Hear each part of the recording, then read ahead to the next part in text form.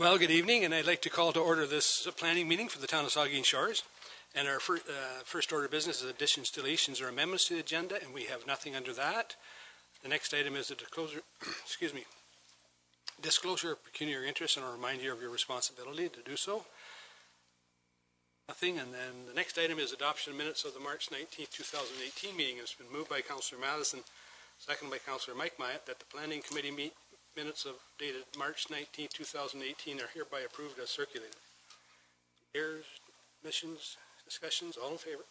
That's carried.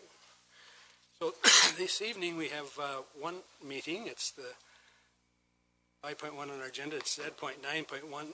It's Revston Farms for 3967 Bruce Road 3. Now this is a follow-up to the statutory public meeting we had a month ago, I believe.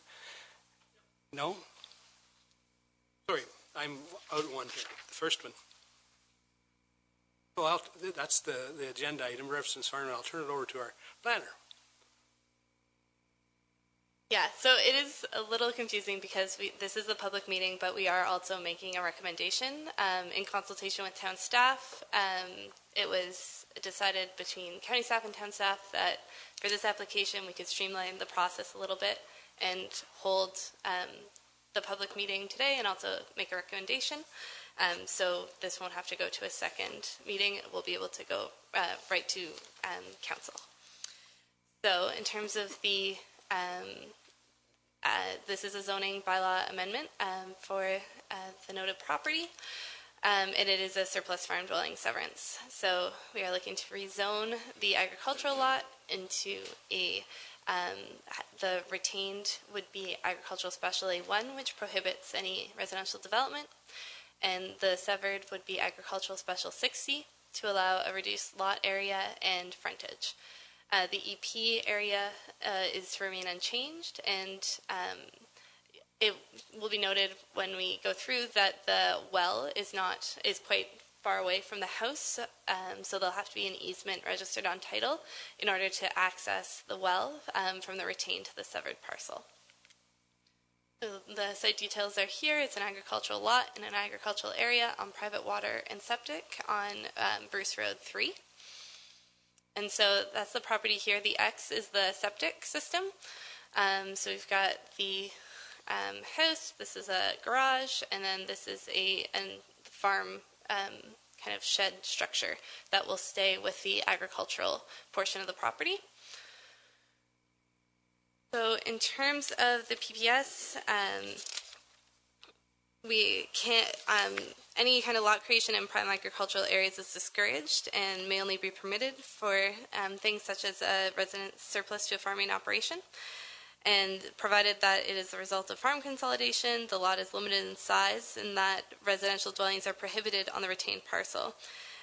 So the owner of the lot, Revston Farms, they meet the policies as a bona fide farmer, and they rent and own other properties in Bruce and Grey counties in addition to the subject lands, and therefore the house is rendered surplus to their needs. The lot has been appropriately configured, and the retained farmland will be rezoned to prohibit residential development, as I said. There are no other provincial interests on this lot. There are no archaeological assessments or environmental impact statements required to support this application. In terms of the official plan, as I said, it's an agricultural area, so it is designated agricultural, and there's also quite a bit of hazard land area on this property. However, the hazard lands are not proposed to be touched at all through this application. And as mentioned, severances are permitted where the lot will be used for an existing residence surplus to the farming operation. So we, from our official plan policies, we've met all the requirements to support the severance. And then for the zoning bylaw, the subject lands, as mentioned, are zoned agricultural A and environmental protection, as you can see there. And there are no MDS issues with this property. There are no current livestock operations that need to meet any reduced MDS requirements on this lot, so they're far enough away from any existing ones that we don't need to account for any reduced MDS requirements on this particular lot. The zoning bylaw does require a minimum lot area of 39 hectares in an agricultural area, and the proposed will have a lot area of 0.7 hectares or 1.7 acres. The minimum frontage is 100 meters. The proposed frontage here is 65 meters. And as said, the retained will be rezoned to prohibit residential construction, and there's no changes proposed to the EP. So town staff have reviewed the file, and they have no objections, provided that the zone amendment prohibits any new residential development, so they will not seek any cash in lieu. And as mentioned, they recommended that this go to a direct recommendation for report. In terms of agency comments, the SPCA provided comments on hazard lands and natural heritage, but did not recommend the preparation of an EIS. So we are confident that there are no hazard or natural heritage issues on this property that will be impacted by this application. And there were no issues raised by any of the other comments agencies circulated.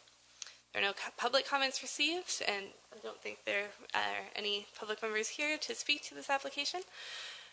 So in terms of the Planning Act checklist, we did receive the complete application. It was circulated, and the notice was posted as well. And we're having the public meeting, so we're open to changes should any issues arise. But otherwise, we are recommending approval of the surplus farm dwelling severance and the rezoning of the property. Thank you, Tessa. So I guess I'll ask the question, is there anyone from the public who would like to speak to this issue? If you don't want to speak to it. If not, then has the committee got any questions? What I'll do is I'll read the recommendation and then we'll take the questions. The recommendation is that subject to review of the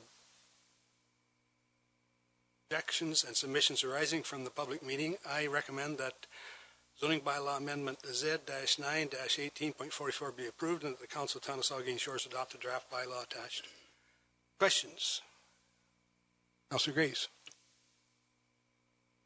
Thank you, Mr. Mayor. My question actually is about the issue of agency comments, and I was wondering why SON doesn't appear on the list and HSM does. And I went back and looked at the Kaylee's Grain Berries Construction application, and I didn't see that there either. So if you could tell us, please. Thanks. So they are circulated, but they didn't provide any response. And so all of the no comments you see, I actually got an email back saying no comment.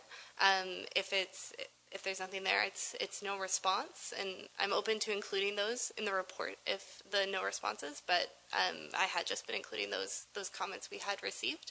So there's a few agencies that we circulate every application on, and we just don't receive a response, and I haven't been including those in the reports. Yeah, I would appreciate it if we could get a list of everybody who received the information on it. I think it's just better for us to know who got that information. Thanks. Councillor Minaj. Mr. Mayor, just two quick ones. The structures existing and the structures proposed. If we could see the site plan again. I'm reading the structures existing and the structures proposed, and I'm not sure I understand.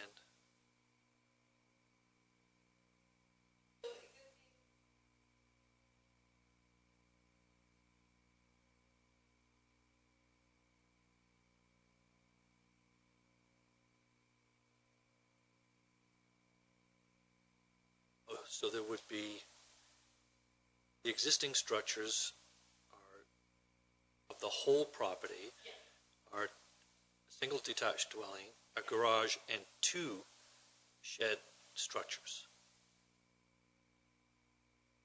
Well, what's that other one there? That's the garage? Oh, I see. And the other is a complete house.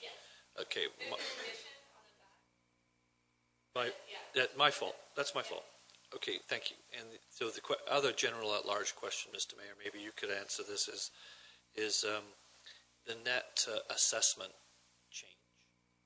Is it revenue zero when you do something like this, or is it likely to go down or up? Which of the three is it? Well, I'd be speculating. I mean, if he tears down one of those buildings, it's likely to go down. If he builds another building, it's likely to go up. I mean, it's just speculation.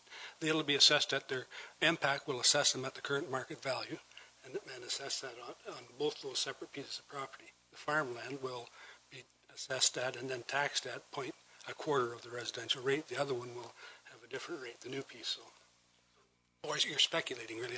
I couldn't give you an answer, Bill. The severed piece, which includes the old farmhouse and a garage, is no longer a farm property. It's now essentially a rural estate lot, is it not? Like, doesn't it change its status? It's no longer farming property, so it has to have a different status. So I'd like to really explore and know what the status of the new piece of property is. It can't be agriculture. No, and all of those farms that have a residence on them do have, and I don't know, Linda can probably tell me, impact assesses, I think it's up to 2 acres or an acre, do you know what it is? If there's a resident on it, it's already assessed as residential, that portion of it, and pays residential taxes. And the remaining 80 acres or whatever is rural or agriculture and taxed at the agricultural rate. They're just drawn. They shouldn't make any difference. It's just drawing a line on the map. But again, I'm speculating what we'll do. Vice Deputy Mayor Charbonneau. Thank you, Mr. Mayor. I support the recommendation. I just wanted to make a comment, one I've made before, and I want to make again on this one, and that's with regard to this limitation that we have in the zoning bylaw of this 39 hectare minimum. Here's another example of one where we should, I know we're coming up to a zoning bylaw amendment here soon, and one thing we need to see in that zoning bylaw amendment, I think, is some provision made for the severances of surplus farm dwellings, so that we can allow an appropriate number of acres or hectares, so that we don't have to go through these zoning bylaw amendments. I mean, so that people don't have to go through them and pay for them, because this should be pretty straightforward in the zoning. We should be allowed to do this, and shouldn't have to amend the zoning. In fact, it's so simple and so straightforward, and we know so much that it's something we ought to do, that we're even truncating the process this time to let it go through faster, because there's no disagreement about this, I guess is what I'm saying. So I would very much like to see us return as soon as possible with an amendment to the zoning bylaw to make sure that we don't have to make zoning changes like this anymore. Thank you, Mr. Mayor. Vice Deputy Mayor Hubert. Thank you, Mr. Mayor. I'm just asking through you to the planner for a comment. We like to see generally, shaped lots that kind of are straight lines. So I'm just curious why the decision was made to make this sort of an odd-shaped lot. What's the justification for that? Probably makes sense here, but I'm just curious, because usually we see nice rectangles when we create things. This more or less follows the kind of grassed area, so it is harvested up to here. So if we had, based on the policy, it says we should take the minimum amount of harvested land out of production. So to add that corner, you'd be taking that out of current active agricultural production, and there's no lawn, there's no grass, so we just kind of followed the current kind of residential part of it. And the driveway is not straight. So I mean, if there's slight differences when we actually get the survey and they change kind of where this line is a little bit, that's fine. We can still move forward with that. But this kind of corner here was just to keep the minimum, a maximum land in production.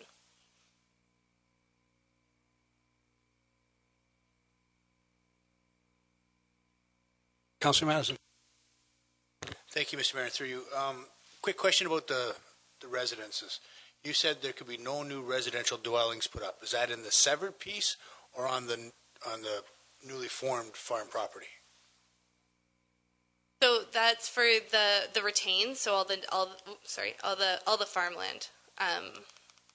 So all the farmland, there can be no dwelling, and usually if you have a lot, you're allowed to have a dwelling on it, which is why we add that provision to prohibit anyone, because we're taking the dwelling off. So once it's severed, there's no dwelling on this retained agricultural piece. So if we didn't add that provision, you could put another house there. Because no, there's no, you cannot, and that's directed in all of our policies. And then there's already a house on this one, so you can't put a second house on it.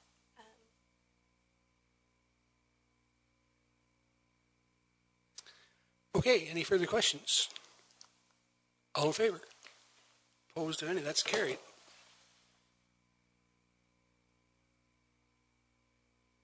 So the next item then is, this is a report, and again, this is what I was supposed to say last time. This is subject to the statutory public meeting, so it's a report with a recommendation that has to do with the Cayley's Green and Barry's construction of Bruce Road 3.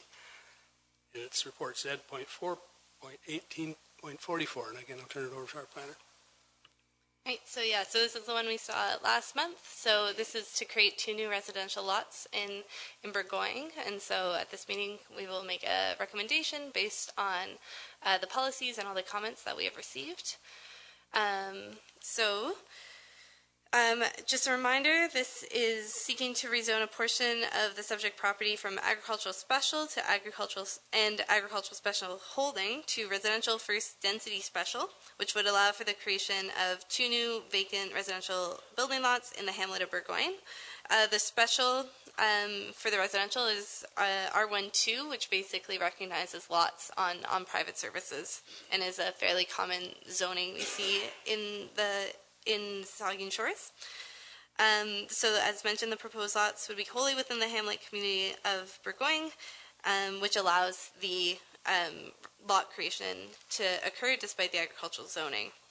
There are no changes proposed to the hazard lands and the corresponding EP zone on the subject property.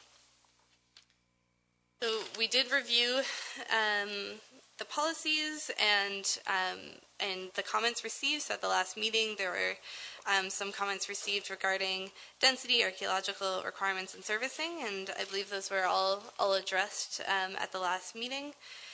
There are no additional public comments received, and beyond those 2 that had already been received at the last meeting, which were in opposition to the change due to the change from agricultural land to residential land, and the neighbor directly to the north who had some concerns about stormwater and runoff, which should be able to be addressed more than I believe through the site grading plan, which will have to be submitted as part of the building permit process, and additionally this property is within the SVCA's area, so I imagine they will also have they will also ensure that stormwater is appropriately managed and hazards are appropriately managed. So there are no concerns about drainage from our perspective on this property.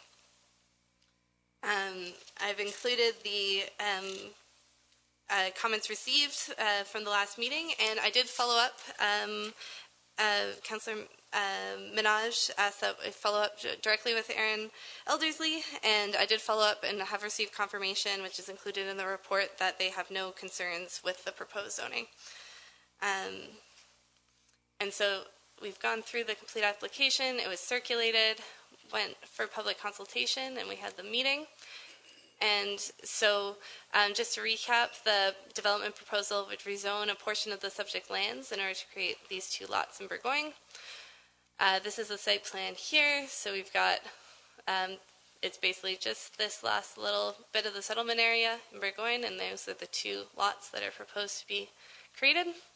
And so our recommendation is that the zoning bylaw be approved and that council adopt the draft bylaw prepared.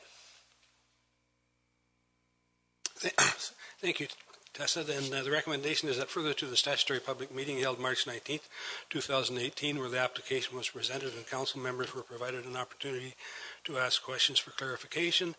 Therefore, staff recommend that zoning bylaw amendment Z.4-4-18.44 be approved and the council of the town of Saugeen Shores adopts the draft bylaw attached.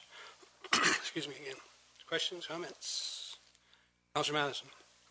Thank you, Mr. Mayor. And through you, I'll be supporting this. I think it's great that the hamlet is growing the way it is. If you look on County Road 17, it's really spreading out. My question is, all these houses are on wells and private septic. With the population density increasing there, we're not worried about the wells running dry or being able to handle the increased needs? So there was a D54 study that was submitted that had more to do with the septic. As far as I know, I didn't receive any town comments or any thing like that in terms of concerns about water. As far as I know, there are none. But I don't know if there's been a comprehensive examination of the wells in Burgoyne. I don't know. Further questions? All in favor? That's carried then.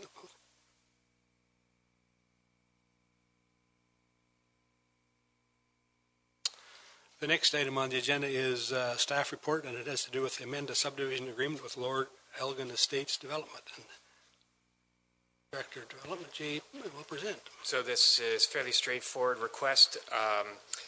In September, we entered into a subdivision agreement with the developer of these lands that are highlighted for 30 or so lots in that area, and he's found that because of how he sold his lands to builders, that there's a request for additional model home units so that each builder that's building in that area could get a couple options. So where he's requesting, can they bump up the count from 2 model homes to 5? So that's it. Wouldn't change any other terms of the subdivision agreement. Thanks, Jay. Then the recommendation to the council authorize amending the subdivision agreement for Lord Elgin Estates Development Limited for Summerside Phase 2, Stage 3 to allow up to 5 model homes to be constructed. Comments, questions? All in favor? Oh, that's carried.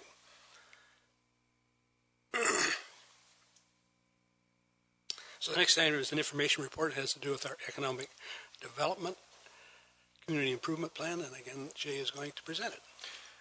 Just wanted to highlight that we've drafted, based on the January 29 discussion at Planning Committee of the Whole, where Council or Committee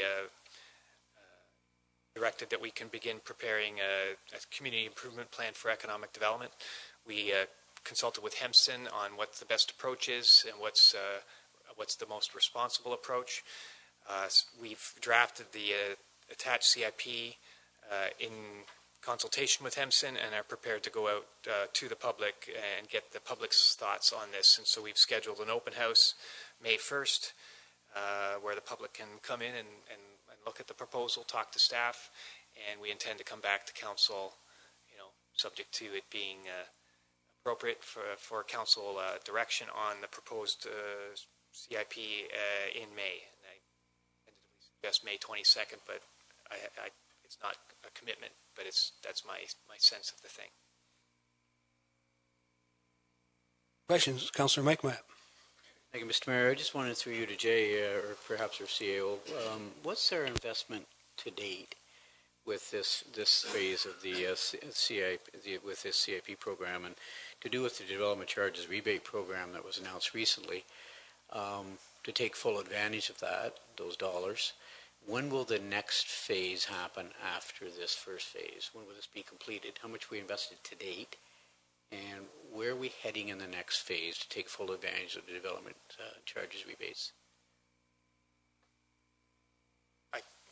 I could say in terms of this CIP process, you've invested the consultant fees, about $6,500, $7,000, and that I intend, with the recommendation of the CIP, to put forward a recommendation for use of whatever funding we have available for the remainder of 2018, and then a more comprehensive look at all the programs in here for the 2019 budget. Now, I would be willing to defer the CAO if I've overstepped in that recommendation, but that's the intention. So. No, and that's fair. And through you, Mr. Mayor, I think to answer the other part of your question, we still are waiting for the province's approval for the other program we haven't heard. Vice Deputy Mayor Hubert. Thank you. So is this then the opportunity for us to discuss this prior to it coming T's crossed and I's dotted, or is the expectation that on May the 22nd, that's our big discussion?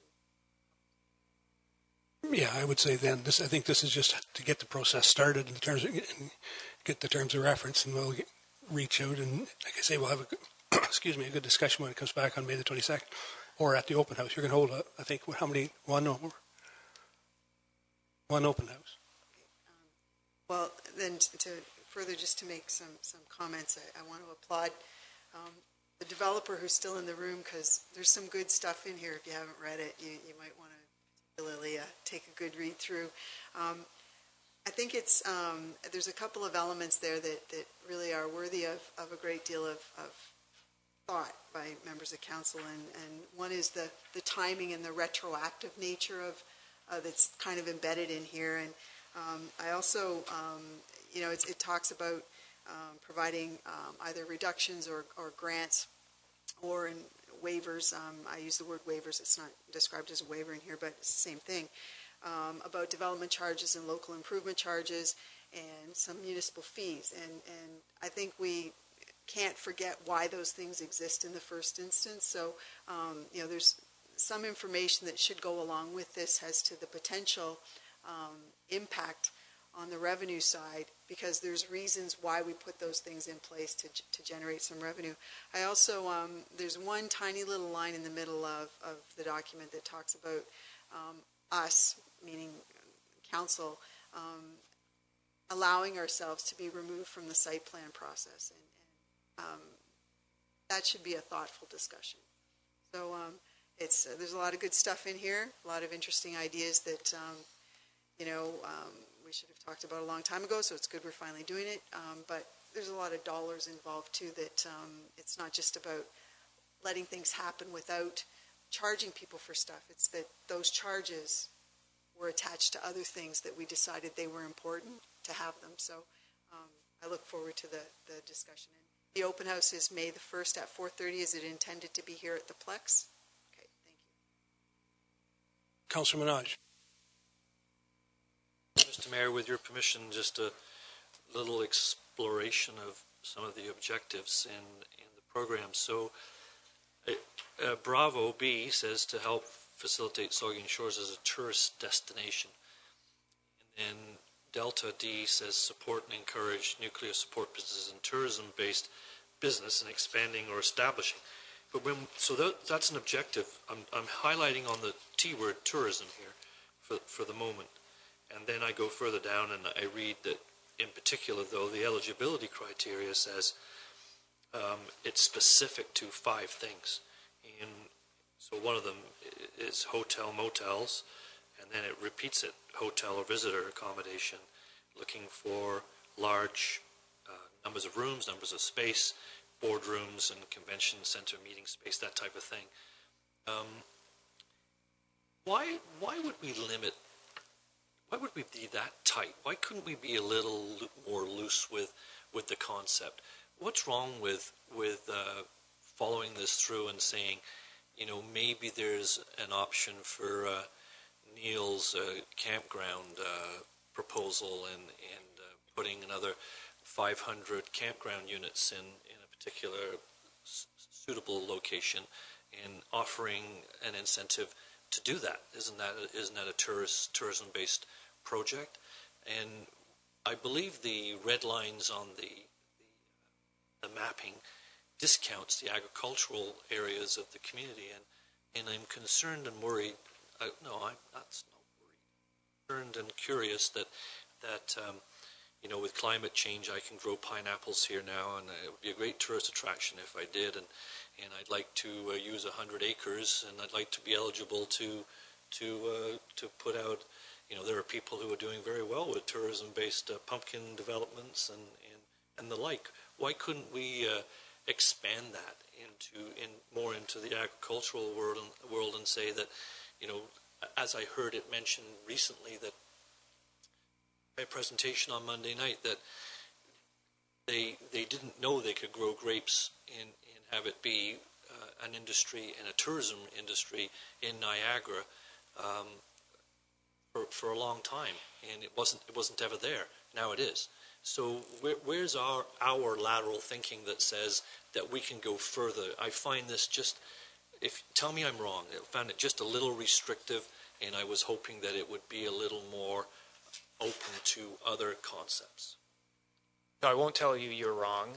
I'll say that this is implementing 2 or 3 specific recommendations in the Economic Development Strategic Plan, and that there are other recommendations in that strategic plan that over time will be developed into something that can be implemented.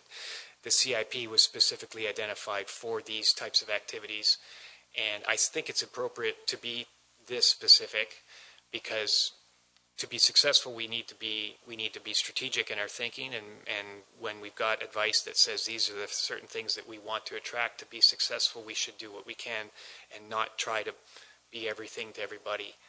Through the CIP, there may be other tools through the ECDEV strat plan that might be appropriate for the example about Niagara region and its success with wine.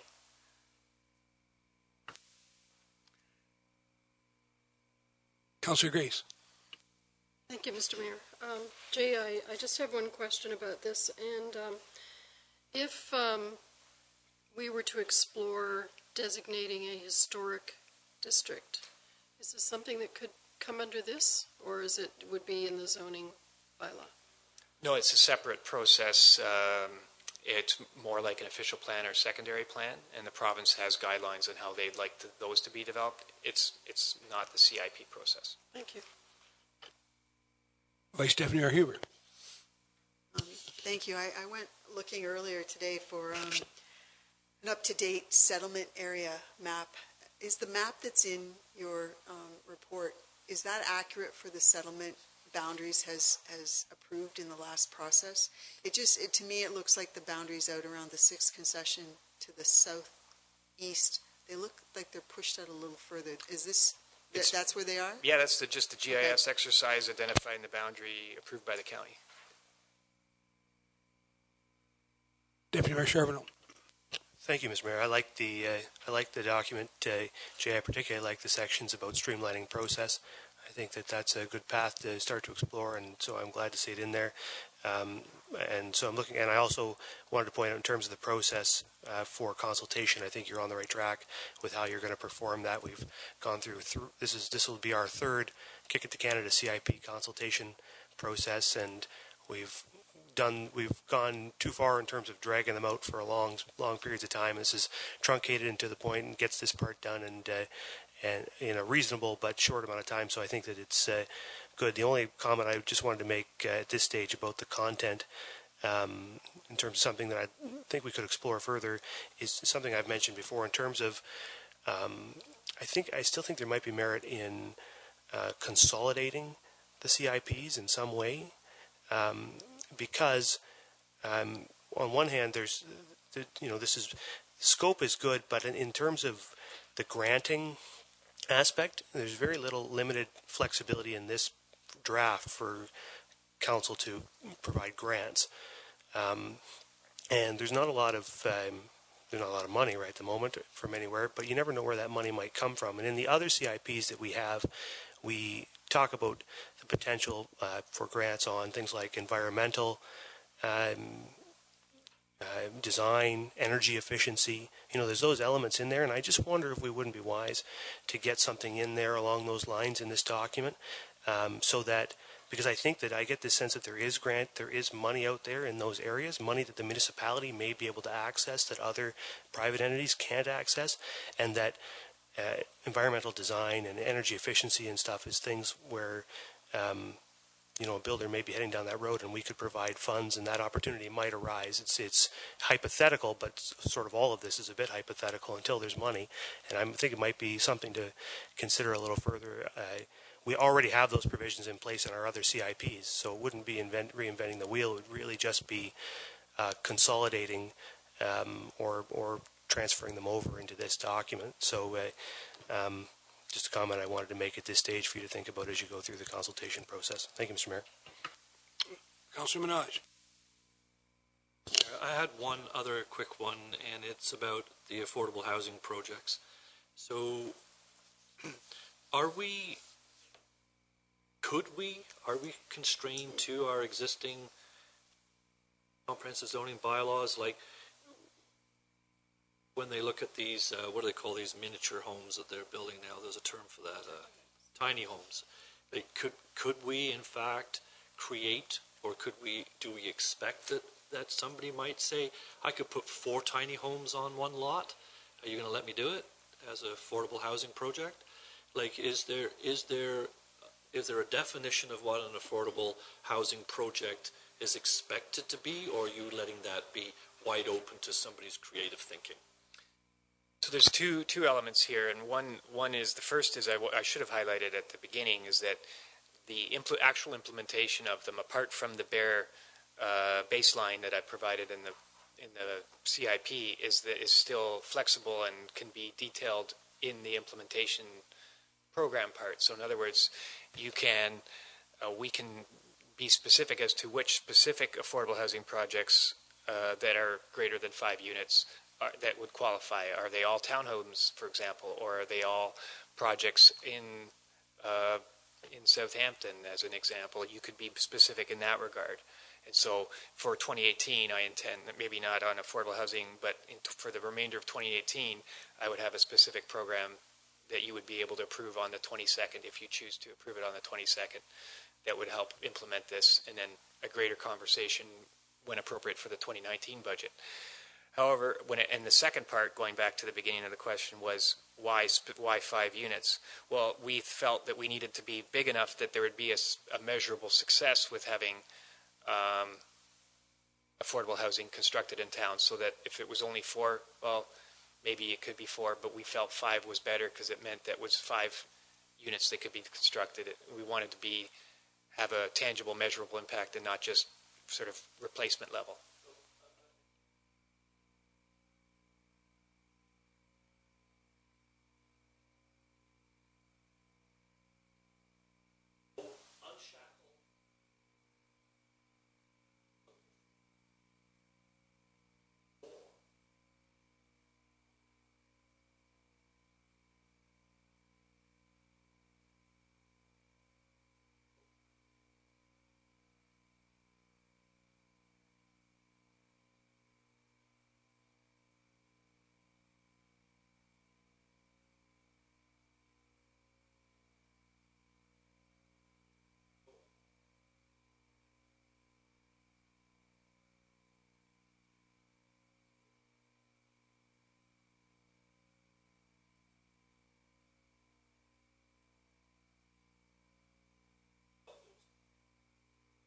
Yes, we could design a very open-ended affordable housing program if that's what council wants.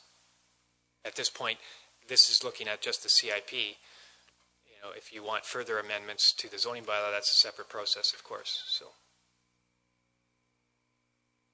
Councilor Grace? Thank you, Mr. Mayor. Well, I think Jay just answered my question, but I read an article the other day about small homes that would be built beside a large home. So that would be for aging parents. And that this would be a good alternative for, and I think it's relevant to us because we do have a significant senior population, and a lot of people are moving up here as seniors to be beside their children and their grandchildren and whatever. But this would be, in that, I think the definition of what they described would not be permitted basically now in our zoning bylaw. But it's a combination of affordable and assisting people with senior housing options. So yeah, from what it sounds like, at least the few of you that have spoken so far directly, is that there is a willingness to look at other measures to develop an affordable housing program without being too dogmatic about it. This is just the CIP implementing an economic development recommendation, and the zoning bylaw could be another component of an affordable housing program where we develop flexible zoning or inclusionary zoning. Maybe you've heard the province just announced those provisions. but there could be a number of other things where we work with the county or we work with the province to develop a program in more detail as well. So I wouldn't preclude any of these things from coming up. It just probably won't come out through this CIP process. Okay, any further questions? If not, that is the end of our agenda. So I have a motion moved by Councillor Dave Mayette and seconded by Councillor Grace that this Planning Committee meeting of April 16th, 2018 hereby adjourned at 7:10 p.m. All in favor? Adjourned.